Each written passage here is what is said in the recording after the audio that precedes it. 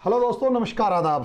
दोस्तों, एक खबर जिससे हिंदू धर्म की भावनाएं बहुत तगड़ी वाली आहत होने वाली हैं, और वो खबर ये है कि फ्रांस की जो मैगज़ीन चार्ली हेब्दो है, उस चार्ली हेब्दो मैगज़ीन ने भारत के देवी देवताओं का मजाक उड़ाया है और एक कार्टून के द्वारा यहाँ पर मजाक उड़ाया गया है। तो उस कार्टून के ऊपर थोड़ा सा डिस्कशन कर लें और असलियत में ये देखें कि हमारे देवी देवताओं को मजाक उड़ाने वाले इस कार्टून में है क्या।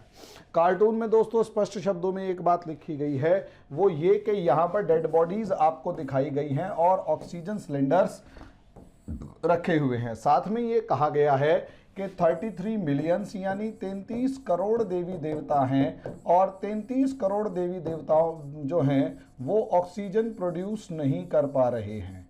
मजाक उड़ाते हुए टॉन्टिंग वे में किया गया है, जिससे हिंदू भावनाएं आहत होती हुई नजर आ रही हैं।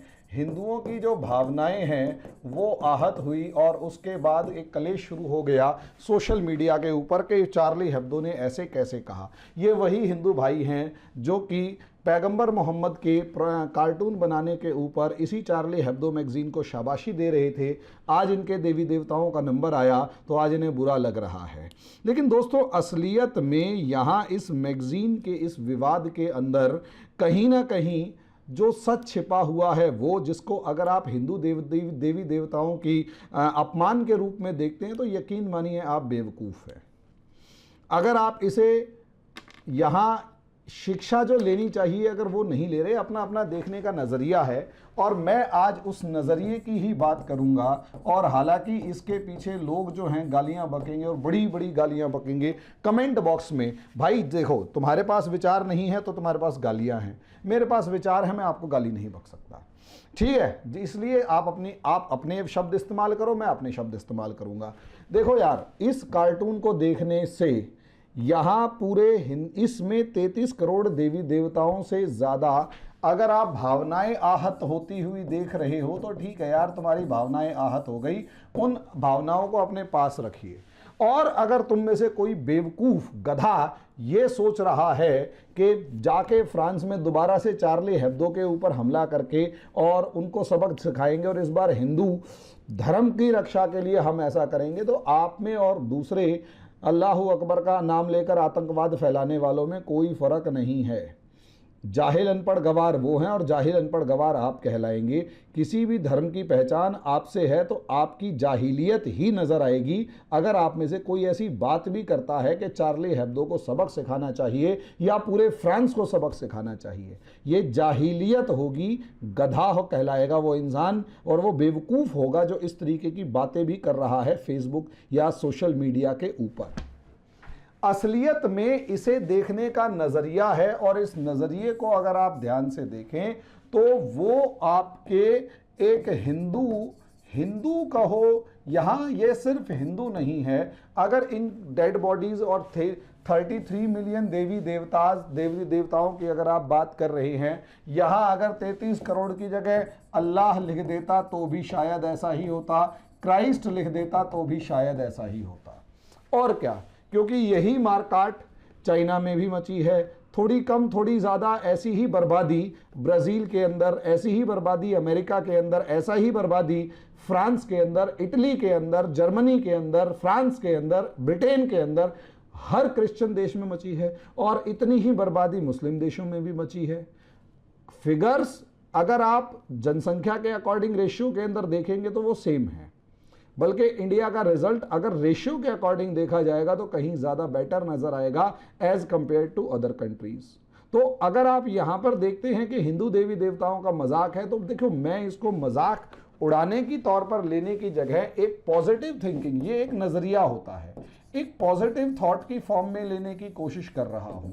और ये पॉजिटिव थॉट क्या है दोस्तों? ये पॉजिटिव थॉट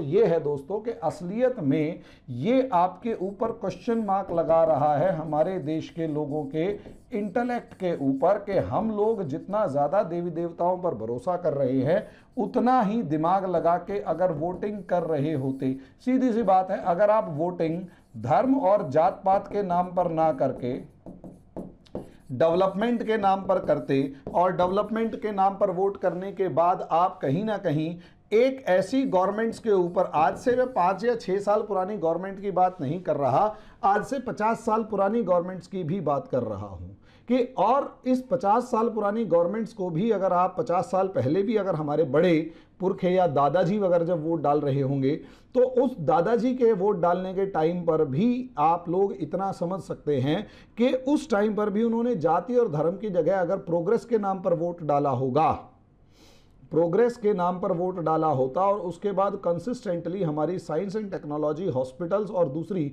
सुविधाओं के ऊपर मेहनत की होती, तो आज के दिन हमारे देश में ये हालात नहीं आते। क्योंकि ये हालात अगर आप देखें तो सिर्फ और सिर्फ ऑक्सीजन का नहीं, मेडिकल इमरजेंसी जो है उसमें हॉस्पिटल्स जो हैं वो भी पस्त हो गए हैं, और सरकारी हॉस्पिटल्स तो भूल ही जाओ कि वो ढंग से काम कर रहे हैं। तो इसलिए इसे पॉजिटिव वे में लेकर देखें, और ये एक मैसेज है कि यार असलियत में तुम जिन देवी देवताओं के नाम पर वोट डाल रहे हो या जिनकी पूजा पाठ के अंदर इतना टाइम लगा रहे हो, पूजा पाठ कीजिए, ध्यान अर्चना कीजिए, जिसमें आपका भरोसा है उसमें कीजिए, लेकिन आज के दिन आपको बचाने के लिए साइंस एंड टेक्नोलॉजी सबसे ज़्यादा आगे आकर खड़ी हुई है। उसमें चाहे डॉक्टर्स हैं, चाहे उसमें इंजीनियर्स हैं, चाहे मेडिकल सप्लाईज हैं, चाहे वैक्सीन है, सब चीज़ें हैं।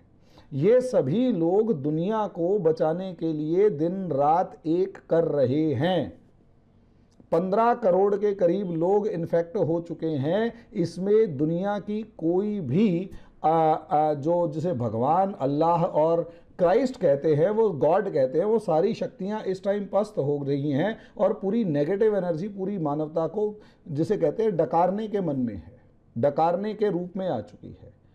अब ऐसी सिचुएशन के अंदर इसे अगर आप धर्म से ना जोड़कर पूरी कायनात के ऊपर जोड़ो। अब आप में से बहुत सारे लोग ये कहेंगे कि इसमें फिर सिर्फ हिंदू देवी देवताओं का ही नाम क्यों आया। अब यही मैगजीन है 2015 के अंदर प्रॉफिट मोहम्मद का मजाक उड़ाती हुई नजर आ रही थी। जीसस क्राइस्ट और नन, इनके अगर कार्टून देख लोगे तो जीसस क्राइस्ट और नन को तो जिस सेक्सुअल पोजीशंस के तक के अंदर इसने दिखा रखा होता है वो धज्जियां उड़ा रहे होते हैं। चर्च का जो अपमान या चर्च की जो खिल्ली उड़ा के ये मैगजीन आगे बढ़ती है उसको आप अगर देख सकते हैं। तो इसे एक पॉजिटिव अप्रोच में लिया जाए, इसे इस तरीके से लिया जाए कि हम लोगों को धर्म की सोच से आगे बढ़कर सोचना पड़ेगा, और मानवता का कल्याण जो है वो साइंस एंड टेक्नोलॉजी से होगा। धर्म एक व्यक्तिगत मामला है, उसे व्यक्तिगत तौर पर रखो, उसे समाज पर, उसे देश पर मत ला दो।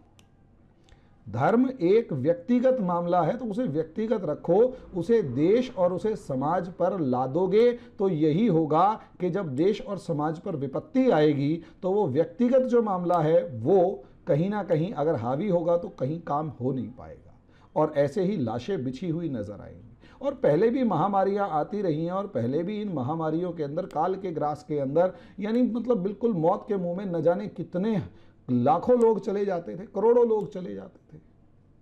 आप हिंदुस्तान के अंदर ही जितने अकाल पड़े हैं उन सबको उठाकर देख लीजिए, लाखों लोग, 15-20 लाख आदमी एक बार में मर जाता था। एक बार में 15-20 लाख आदमी मर गया।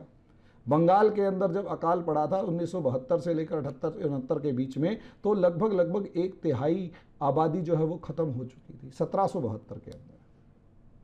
अब ऐसे में आप कैसे कह सकते हो कि मतलब भगवान ही सब कुछ है? भगवान है, लेकिन वो व्यक्तिगत इशू मामला है, और इसे ज़्यादा भावनाओं को आहत करने की जगह आप कृपया करके इसको लॉजिकली सोचें कि लॉजिकली क्या मामला है। अब जब लॉजिकली मामला समझ में आएगा तो आप कभी भी भावनाओं को आहत करने की जगह साइंस एंड टेक्नोलॉजी की तरफ ध्यान देना शुरू कर देंगे। बाकी आप जितनी मर्जी भावनाएं आहत करते रहिए, बुद्धि नहीं है तो भावनाएं आहत। बुद्धि जिसके पास नहीं होती वो भावनाओं के दम पे चलता है। जिसके पास बुद्धि होगी, जिसके पास ज्ञान होगा, वो सोच के दम पे चलेगा, ज्ञान के दम पे चलेगा। ज्ञान और भावनाओं का कहीं ना कहीं 36 का आंकड़ा दिखाई देता है, और यहाँ पर ज्ञान की बात है, भावना की नहीं। और लोग भावनाओं के अनुसार सोच रहे हैं, ज्ञान के अनुसार नहीं। ज्ञान बनाओ भावनाओं में अक्सर ज्ञान विजयी होता है, लेकिन भावनाएं जो है वो आहत होकर आक्रामक होती हैं। तो इसलिए ज्ञान की बात समझें, ज्ञान की तरफ ध्यान दें, और इसको पॉजिटिव लें, नेगेटिव ना लें। इसमें यही लिखा गया है ना कि भैया मर रहे हैं तो सच्चाई क्या, इसमें बुराई क्या है, झूठ क्या है। काश हमारे देवी देवता हमारे को ऑक्सीजन सिलेंडर पहुंचाना शुरू कर देते। हालांकि मैं खुद देवी देवताओं में बहुत भरोसा करता हूँ, सारे त्यौहार और सब चीज़ें मनाता हूँ और जिस तरीके से मेरे परिवार सेलिब्रेट करता है, लेकिन कभी कभार क्या होता है कि लोग जो बेवकूफ़ वाली हरकतें कर देते हैं उसके ऊपर गुस्सा आता है कि यहाँ देवी देवता भी अपने जब दरवाजे बंद करके बैठ गए थे उस समय पर साइंस एंड टेक्नोलॉजी ने आपकी जान बचाई थी। हाँ, उससे आगे जब साइंस एंड टेक्नोलॉजी काम करना बंद कर दे तो भगवान काम करता है, लेकिन वो व्यक्तिगत मामला है। जो ऊपर वाले की नज़र में सही होगा वो बचेगा, जो गलत होगा वो चला जाएगा। और बहुत से ऐसे जो सही हैं वो भी चले जाते हैं और गलत हैं उनको छींक तक नहीं आ रही।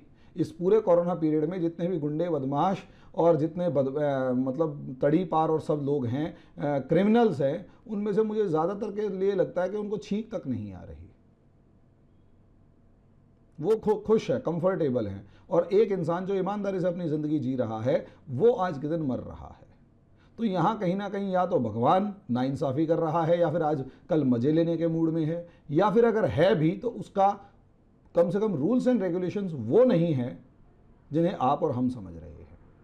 और इंट्रोस्पेक्शन की ज़रूरत है और समझने की ज़रूरत है भी या नहीं उसका एक अलग विषय है, लेकिन रियलिटी ये है दोस्तों, हमारे को अपने गोल्स को सेट अगर करना है और इस महामारी के पीरियड में, तो हमारे ऊपर सबसे बड़ा दबाव ये है कि हम सिर्फ और सिर्फ अपने प्रोग्रेस की तरफ ध्यान दें, साइंस एंड टेक्नोलॉजी और उसकी डेवलपमेंट की तरफ ध्यान दें, ना कि जो हम अभी कर रहे हैं कि भावनाएं आहत हो गई। भावनाओं का क्या है, आहत तब होती हैं जब हमारे पास बुद्धि नहीं होती, और बुद्धि है तो भावनाएं ज़्यादा काम नहीं करती, फिर बुद्धि काम करती है। भावनाएं आहत उन लोगों की हो रही है जिनके पास बुद्धि नहीं है। धन्यवाद। You can download our app from Play Store for free live demo classes.